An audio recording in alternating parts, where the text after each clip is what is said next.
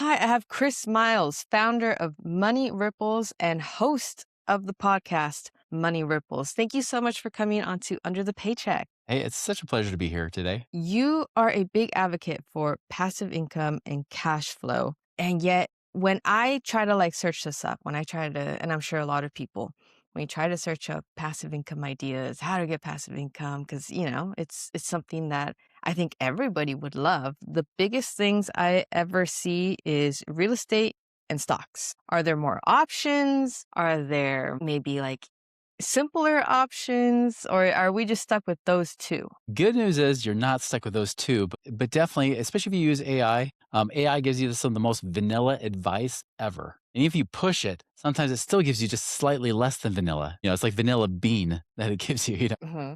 And that's what I've noticed too. And I felt the same way. I used to be a financial advisor. I did that for 4 years back in the early 2000s. And even back then, I thought like if I even heard real estate investing, for example, it was always buying that investment property in your town, right? Like somewhere like maybe it's your Yeah. backyard, you're like the backyard neighbor or something like that. And then you're dealing with the tenants, the toilets, and the trash. And I would tell people, hey, real estate, look, since 1920 BC, real estate's been low, but stocks are better. So go put your money with me, which is, of course, what my self interest would say, because as a financial advisor, you make money with your assets under management, right? The more money people have with you, the more money you make, whether they make money or not.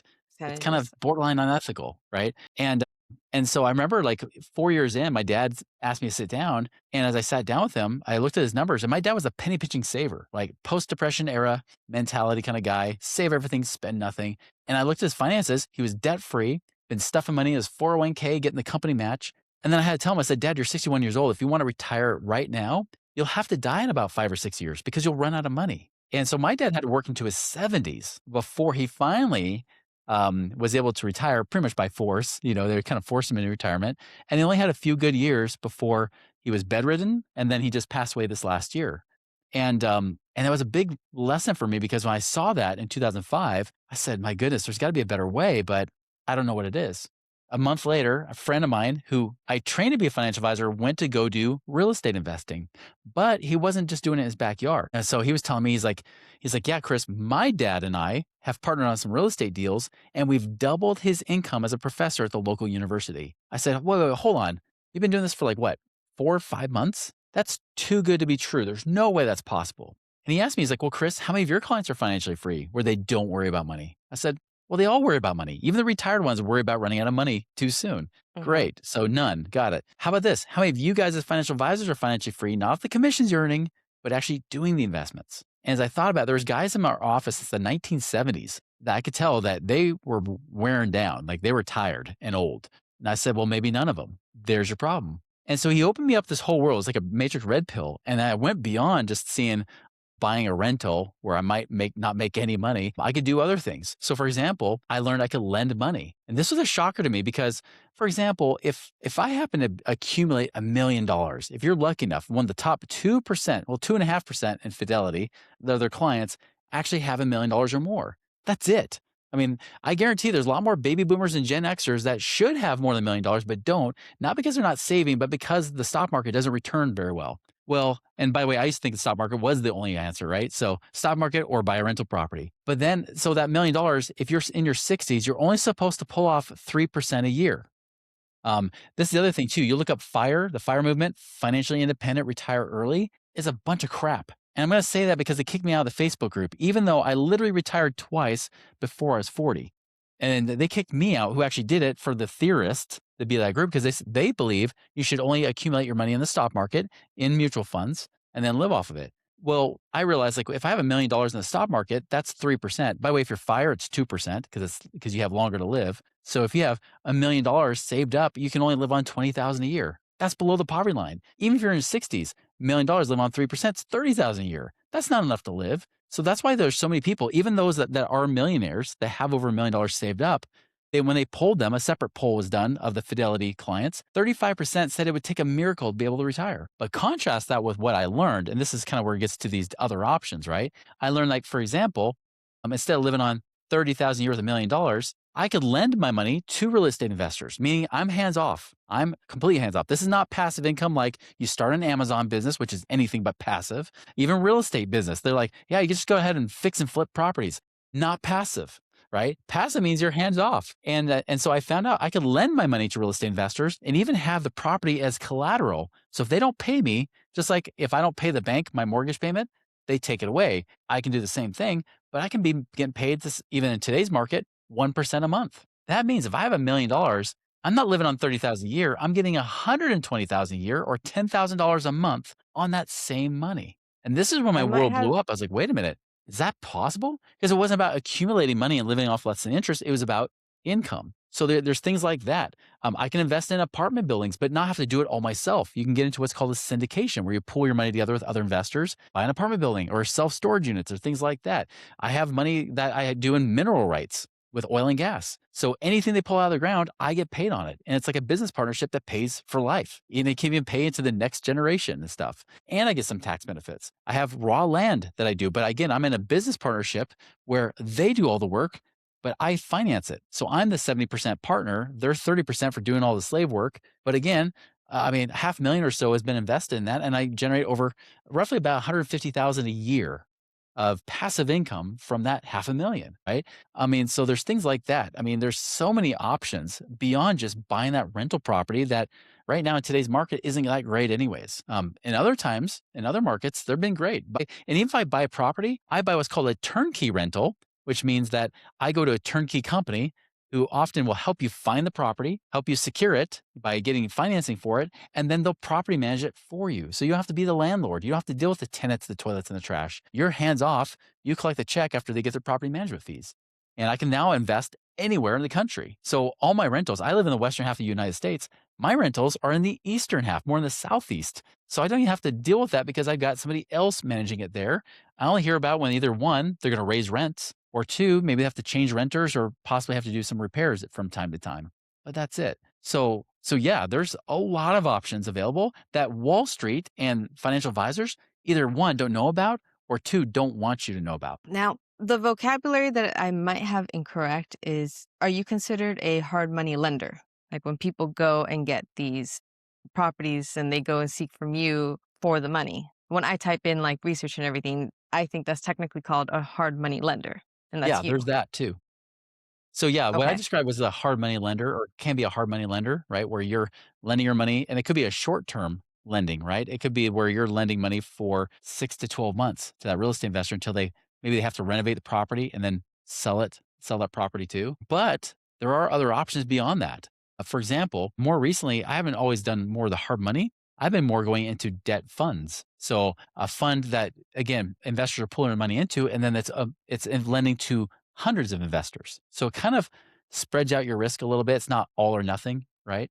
A little, I mean, you don't mean your name's not on title to anything necessarily, but at least now you're spreading your risk a little bit more, almost like a mutual fund for hard money lending. And so those debt funds, a lot of times they might pay you a contractual 10 to 12% a year doing that kind of thing. Well, first off, I want to say my condolences about your father. I too lost my father way before he was even able to retire. I am happy your dad was able to have a handful of years.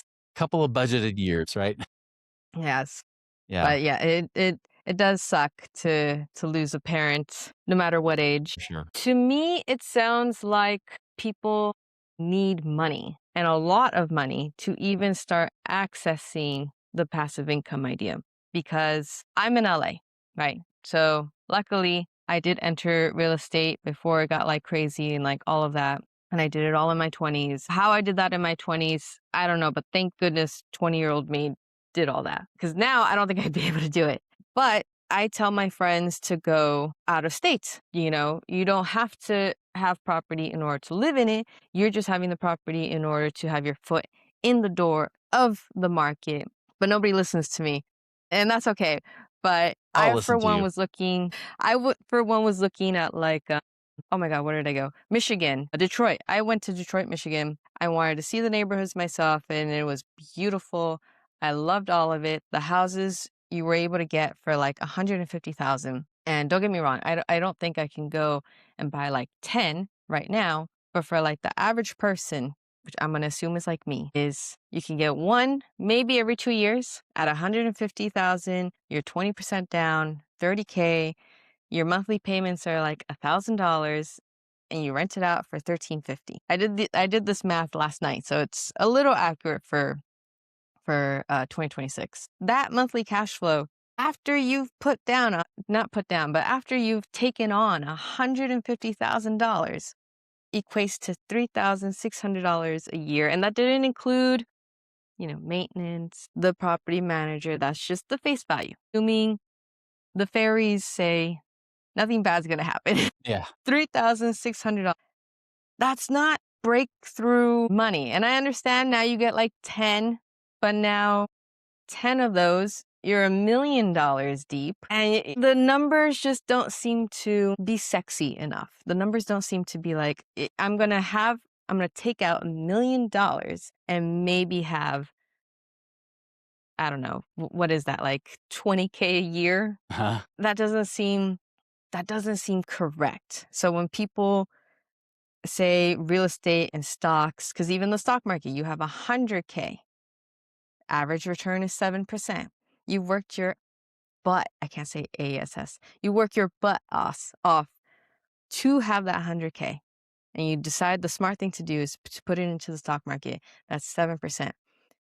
That's $7,000 a year. Again, what I want, if it's yes to the 7 grand or no to the 7 grand, yes to the 7 grand, of course. But after maybe 6 or 7 years of even trying to save for that and working doubles and blood, sweat, and tears to equate that to $7,000 a year, that's this big thing because it's passive. Hmm. It doesn't sound good enough. Yeah. Is that the problem? That it's just you have to accept these like smaller numbers because then people aren't going to want to do it. Well, right. No, you don't have to. That's the thing is like most people when they try to do it on their own and they don't really they're just trying to figure it out. That's usually what they'll run into. And you bring up a lot of good points. There's a lot of few things to unpack. Some of them actually brought up in my book, The Work Optional Blueprint, which I actually talk about the Okay. blueprint of how to get there. So let me address kind of bigger and then get more narrow, right? Yes, please. Because bigger picture wise, you mentioned about, well, this takes a lot of money. And it's correct. It's true. I actually don't recommend people even try to do these investments unless they have at least 150,000 to 200,000 in cash. That might sound forever for some people, which is why I teach in that book. The main sections are really broken down to get lean, get liquid, get out. Get lean means, being a wise steward of your money, tracking your money does not mean live on rice and beans, does not mean cut out that latte. It just means prioritizing and watching where your money's going, tracking your money, using Rocket Money or Monarch Money or something like that, or a spreadsheet for that matter. Track your money and know how much money's coming in and how much is going out, and find out ways to be able to cut back on things that just aren't necessary in your life or you just don't care about, right? It's like spend on things that you prioritize, not on things that just leak money. Two is get liquid. Get liquid means get that cash in your power. Notice almost all the financial advice out there tells you to not be liquid. Yeah, they might tell you have 3 6 months of emergency savings. But other than that, they say lock your money in 401ks and IRAs. If especially a 401k, you can't get to it unless you get fired or leave your job. And That's not a good penalties. strategy if you want liquidity. Or lock your money up in equity in your house, right? Also not a good strategy because I lived through the Great Recession. The reason why I retired twice by the time I was 39 is because I screwed up the first time. I was 28 when I first was able to retire, but then, 2007, then 2008 rolled around, and then I can't get my money out. I can't get out because the banks won't let me do it. And then by the time I try to sell because the banks weren't lending money, my values dropped and I lost 150,000 of equity in like 6 months. So you have to make sure that money is in your cash is in your possession. Yeah, it could be in a savings account. I keep most of my lion's share of my money in my life insurance, my whole life insurance, which that's a whole other conversation, another podcast for another day. But I keep a lot of my money there. So I get liquid by having the money in my control, not locked away in prison like 401ks and home equity. Then I get that money out to invest. Once I build up to 150 to 200 grand, now I can get into multiple deals, not just one, but multiple. Like you mentioned, you're like, man, like if I put like you're talking about $150,000 property, you put $30,000 down and then you make maybe 300 bucks a month if you're lucky. Especially in today's market, you're not likely to even make Yeah. that much. And yeah, granted, for the amount of cash you invested, you might say, cool, well, that 30 grand, even if it paid you $200 a month, 2,400 a year, like, okay, that's about 7% cash on cash return. Not bad. But it's so much easier to go do the stock market. Is if I want to, I just sell it, and get out of it, in and out, right? Here's the thing is that reality, all right, when it comes down to reality is that one is, if you do build up your money, don't try to invest with 10,000 bucks because you make 10% on 10,000, you make 1,000 bucks a year. Focus more on trying to build up your income, do things that create more value for your employer or in your business. Find ways to do that. You can make way more income and have way more cash to save doing that than trying to build up that teeny little, 10, 20, 30, 40, 50,000 bucks. The hardest part is getting to the 100,000. Once you get into the six figures, you start to feel some momentum. And then it does make a difference because if you invest 100 grand and you do make 10 grand a year, you feel a little bit better. It's not going to solve all your problems, but at least you're like, hey, now I'm going somewhere. Right. So that's kind of that right there. Now, like you mentioned, like with with real estate, yeah, you're right. I mean, I've seen people where they've bought properties right now, they hardly make anything. And that's why markets shift and change. If you would ask me 4 or 5 years ago, my favorite thing to do was a turnkey rental property. Now I lend my money because markets change. Right now, rents aren't doing as great compared to the high prices we've got. They haven't caught up yet. So it's not a great time to be buying real estate from a rental standpoint, but I can go and lend my money, like I said, at 10, 12% a year and even have some certain guarantees based on that. I mean, again, not risk free, but at least some collateral to back it up and therefore be able to protect my money a little bit better. I can't do that in the stock market. The thing is, this is the problem. Anybody who's under the age of 40 has never seen a down stock market. We've had the biggest bull run stock market from March of 2009 to now going into 2026, 17 years. And all we have is this tiny little blip in 2022. 2020, I don't even count. It lasted weeks. 2020. And then the Really? market popped right back up, right? It was like a brief dip and it popped right back up. But even 2022, yeah, it went down 20%, but it popped right back up. It was a matter of just months it went down and then came back up and like everybody's forgotten about it. We've had pretty much a straight up market for 17 years. Understand that this has not happened in the last century. This is the best stock market we've seen in a century. This means what you're seeing right now is the best you can ever expect from the stock market. And that also means we're overdue for a massive correction. If the S&P were to go back to where it should be, instead of like around 65, 6,600 currently as we're recording this, the balance of where it should be is right around between 2,500 and 3,000. The market should be less than half where it is right now. It's drastically overvalued. And that's the dangerous thing. And I've watched that as a stock trader myself, having done a lot of stock trading over the last 25 years. I'll tell you, no stock trader wants to touch the market right now. Yeah, not, at least not smart ones. There are some dumb people doing it right now. And that's usually what precedes the fall is when dumb money goes in, as they call it, like inexperienced money. That's usually right when the smart money pulls out. And then you're one left with all the losses. So yeah, could you make 7% a year? Sure, but you don't make 7% steady in the stock market ever, right? It's like it might go up 20% and then it might drop, 10, 15, 20%, It's always all over the place. That all being said, it's about income. And so that's where, again, I go back to that is where can I create income right now? And I'll give you some examples using two people from California. In fact, one guy was a guy who had $1 million in mutual funds in his retirement plan. He could have kept it there, but his financial advisor said you can pull off 3% a year, $30,000 a year. This guy was the fourth highest ranking general in the National Guard in the state of California. And he said, 30,000 a year, homeless people live on 30,000 a year. I can't live on that. I need something different. So when when he came and found us on our Money Ripples podcast, reached out, became a client, when we started to help him strategize that, he said, hey, I'm going to start buying some duplexes. He bought 2 duplexes back then when it was doing well. Then he got in some oil and gas investments, much like what I'm in. And then he also did some things with like apartment syndications, like apartment investments. And his million wasn't paying 30,000; it was paying him over 130,000 a year of actual income coming in. Because there are deals like that. But again, it's not something you're going to find on Google or AI. They're not going to show you that stuff because I find that the people that are usually the biggest names that tend to be influencers of social media are the biggest liars too. There's so many finfluencers that have never done jack squat in their life. I had one of them on my podcast and she's telling people how to become financially free. And I said like, yeah, well, how'd you do it? This is off the air before we went on. She's like, oh, I haven't done it yet. I was like, really? Like you're telling everybody that that's how they're going to get financial freedom. You're just teaching off theory, not real life experience, right? So you got to be careful. I had another one, and you mentioned about, if you don't have cash, well, could we find the cash? Sometimes we help people, especially their business owners, save money on taxes, pay off debt differently. They can help free up some more cash and do stuff too. But, for example, get your money out of prison. Do you have money locked up in mutual funds or other IRAs and 401ks or Roth IRAs? Could we use that money? By the way, did you know you could actually put your money into a self-directed IRA and then invest with that and grow it just like you would your stocks, but now you've got some actual real assets behind it. You can also do things where you could cash out equity. I mean, especially in California, we saw this. I had one client where his whole goal was he was very much that Dave Ramsey mindset was I'm just going to pay off my house and my rental property. I've had this rental property. It was our starter home. I've had it for years. I'm going to pay it off in 6 years. And we figured out after you take out taxes and insurance, he would free up 4,200 a month. That's 50 grand a year he would free up by being mortgage debt free. However, I said, what if instead, because I'm like, what are you making in cash flow on this property? $200 a month, which sounds like California, right? And I said, well, that sucks because you have 700,000 of equity making $200 a month. That's like a 0.3% return on your equity. I said, you could actually sell this property, put it in a CD and make more money. I was like, but we could take this money and tax-free exchange it into other properties out east in other markets, right?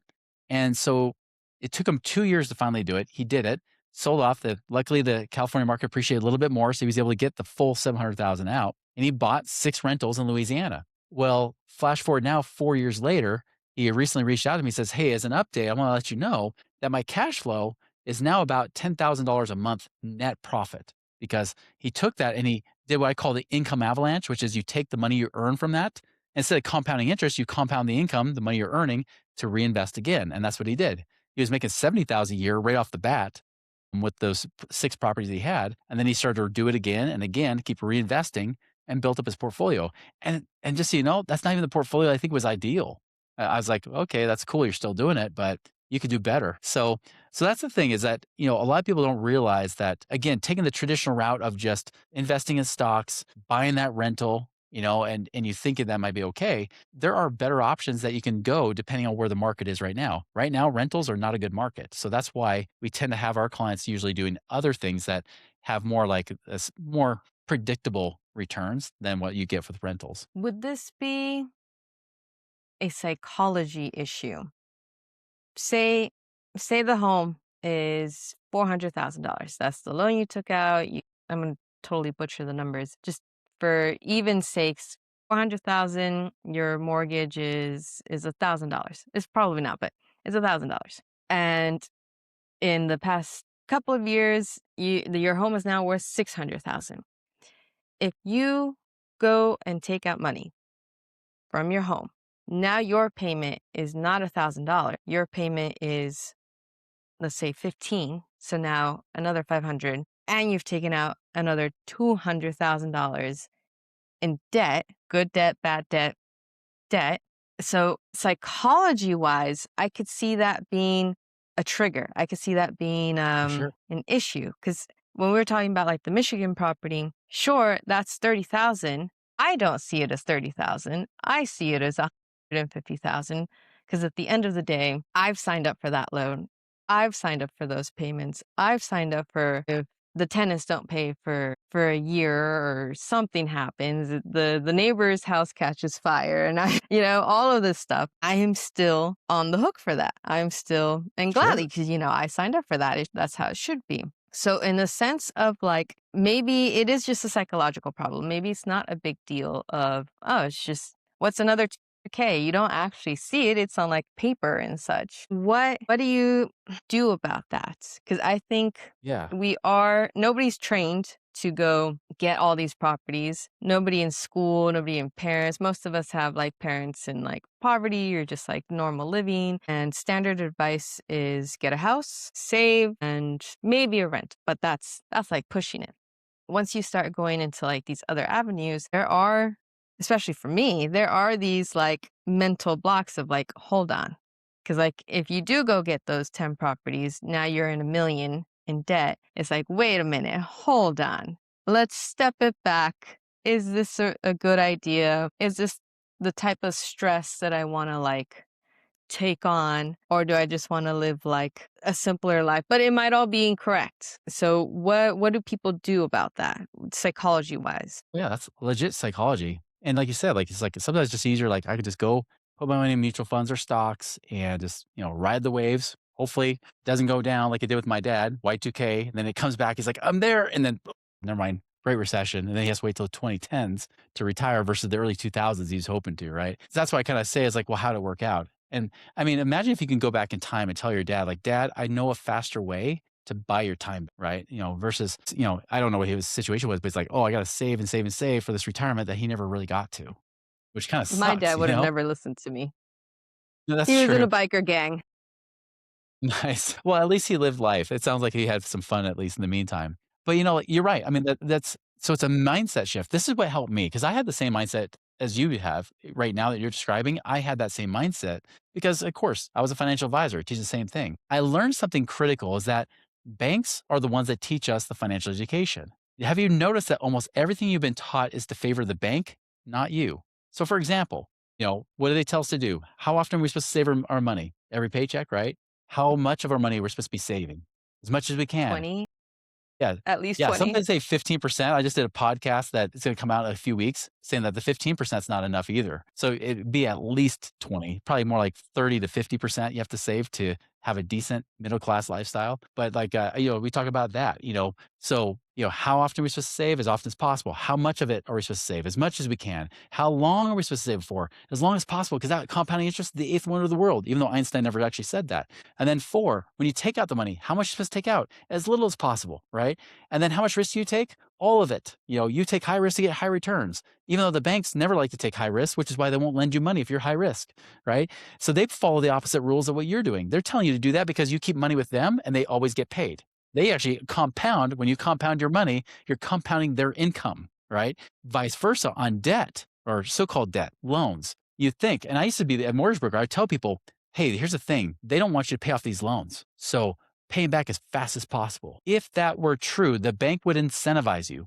Think about it. When a bank wants to incentivize you what to do with your money on savings side, they pay you more interest. For example, the longer term CD, the higher the interest rate, right? Because they want to lock that money up longer. But with debt, Bonuses. yeah, with debt, they know you don't want to pay more interest, you want to pay less. So whatever they want you to do, they give you the biggest interest rate discount. Which one has the highest interest rate? A 30-year mortgage or a 15-year mortgage? It's the 15. 30. The 30 is always higher, right? Well, if they wanted you to do a 30-year mortgage, why don't they say, you know what? Because you're going to pay so much over 30 years. Here, we'll lower that rate to lower than 15 years. But no, they incentivize you to pay off the mortgage faster. They want you to. And this is why, because banks, they actually have what's called fractional reserve banking. For every dollar you give them, whether it be in a savings account or equity by paying down your mortgage payment faster or any loan payment faster, that $1 you give them gives them the legal ability to loan out $10. So if you have a 15-year mortgage, the reason you paid off faster is not not necessarily because the interest rate's better, it's because you have a higher payment. You pay more towards principal. It's not, and by the way, a big myth out there is that the 30-year mortgage or any mortgage for that matter, you get screwed in the beginning. They just charge you all the interest up front. They do not. It's literally just math. It's just because your balance is higher, you pay a little bit more than interest only, and it pays the balance down. And that's why the interest you pay goes down more and more as the principal because your payment stays set, but you're paying down the loan, right? It's just math. They know this, of course. So they try to manipulate you by saying, hey, pay this off faster because they take less risk. Because if you don't make that last payment in that 15-year payment, guess what? They'll snag it. And the more equity you have, the faster they'll repossess that mortgage from you, that house from you. The less equity you have, the less likely they are to try to repossess it because they don't want to be in the hole, right? So as I'm saying all this because everything we've been taught about money has been taught to us by banks to help them, but not us. Now, you mentioned about debt. What is debt? The definition of debt, if I were to dumb it down a little bit, from an accounting perspective, is negative equity. For example, if you buy a car, you take off the lot, maybe you bought it for 40,000 bucks, but now you take off the lot, now it's 35,000, right? Later on, but you still owe Mhm. $40,000. You're upside down $5,000. Your debt is $5,000. Now your liability, the loan balance is still 40,000. So the liability is 40,000, the loan, but your debt is 5,000 because if you were to sell that car, all you would have debt would be the 5,000 bucks you got to make up the difference. When you have a house, say that you have a house that's worth $500,000, you owe $400,000 on it. Well, do you have debt? The answer is no. You actually have equity. In accounting terms, equity and debt are in opposition of each other. So negative equity is the debt side of the equation. If you're at zero, you're at zero. If you go into negative equity, that's debt. That amount's debt. So yes, if you have $500,000 home that you owe 400,000 on, you sell it for 500,000, do you have any debt left? This is why I challenged Dave Ramsey. I'm like, you say not to have debt. He coincides debt and loans as being the same thing. That's not true at all. It's a liability. And so he makes it all the same. And so it gets people confused. They think all debt's bad. Well, if that's the case, why does he own a mortgage company telling you should go get a freaking mortgage, right? It's because he makes money off of you, right? So it pisses me off. Okay. So I know I'm taking this to like part two for you. This is way longer than your No, typical please. podcast, but this is important because this is a mindset shift that does have to happen to understand. And this is what I had to go through when I realized, wait, I'm debt free. If I were to sell all my assets, if I don't have any debt or loans left over, I am debt free. This is true on a balance sheet. From an accounting perspective, as long as you have positive net worth, you are debt free. But as you were saying, this is the distinction. You're not liability free. You still have that liability. So if you have that $150,000 home that you put $30,000 down on, you owe 120,000 bucks, right? That's your liability. Now, are you in debt? No, you're not. In fact, you have 20% equity as long as the price doesn't go down, right? That's the key distinction. Now, the real thing that matters to make sure you feel better is, do I have enough, positive profit from this property where the rents are higher than my mortgage payment to make sure that I'm profitable?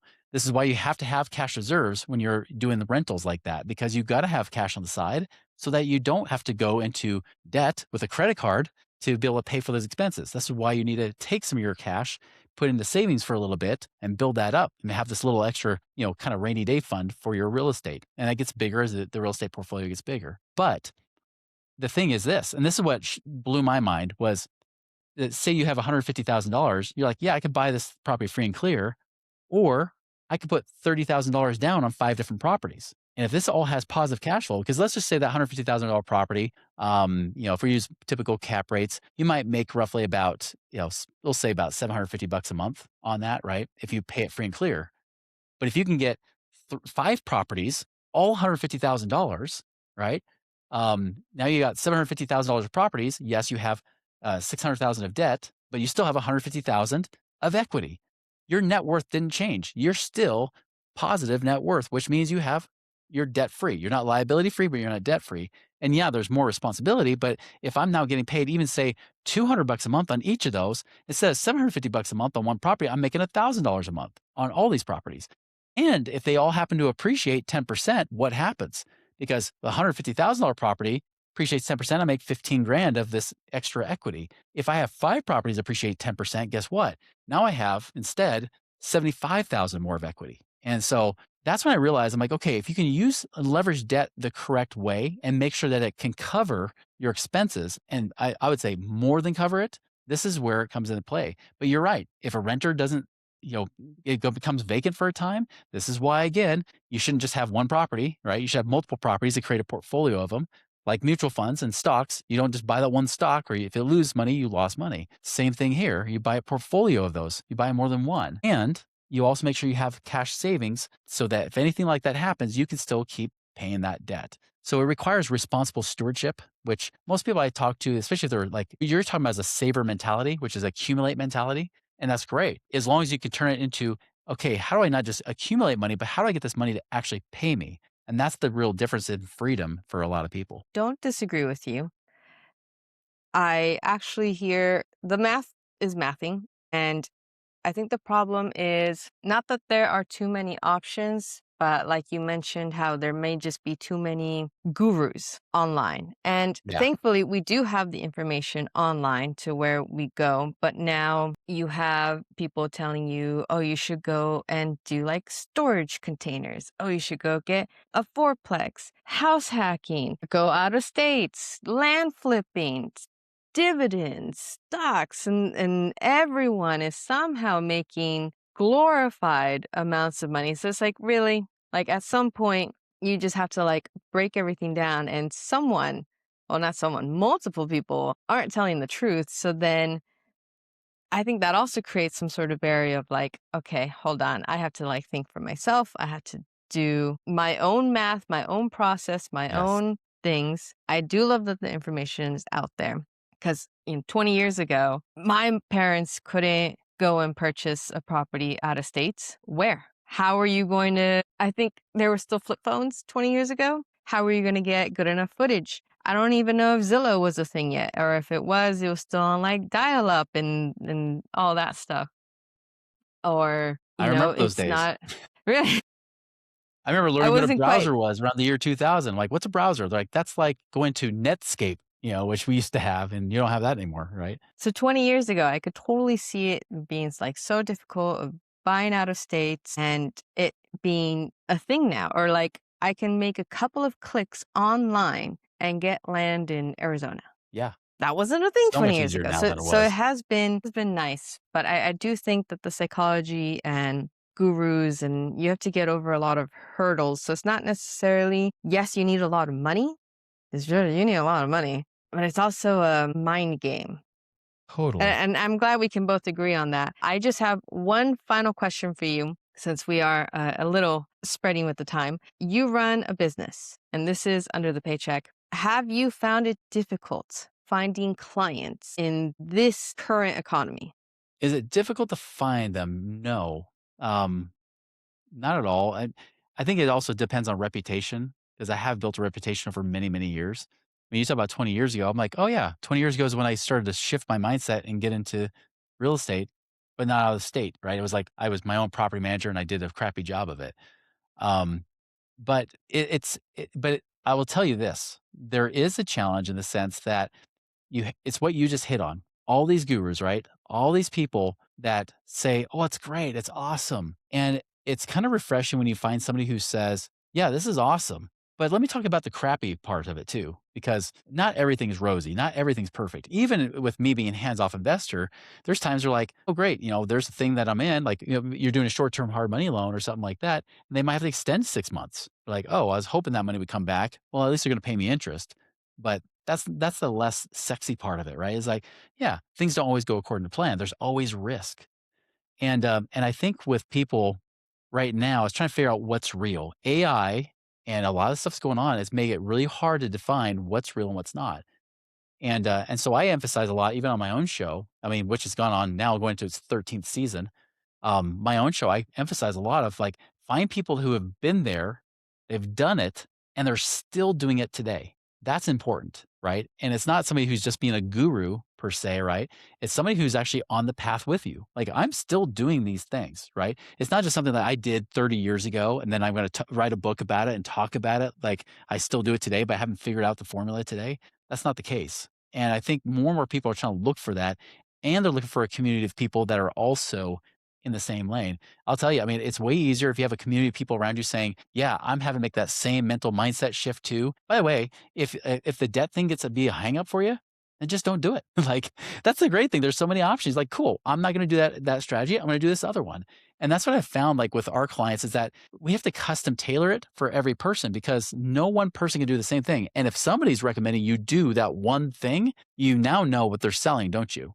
They're all saying Mhm. you should do this one investment. That's exactly what they're selling. So, yeah, is it tougher? I think it's tougher in the sense that, you have to let your integrity show and you have to let your results lead. So I don't brag about myself nearly as much as I do my clients who do the kind of thing that I do, because really they're the evidence, right? They're the people I like to show off. For me, people can just say I got lucky, but no, it's different. So it is a different game in marketing because you really have to separate yourself from the noise and you do have to stand out. See, I would have imagined that maybe financial businesses and like institutions might have a little bit of trouble getting clientele.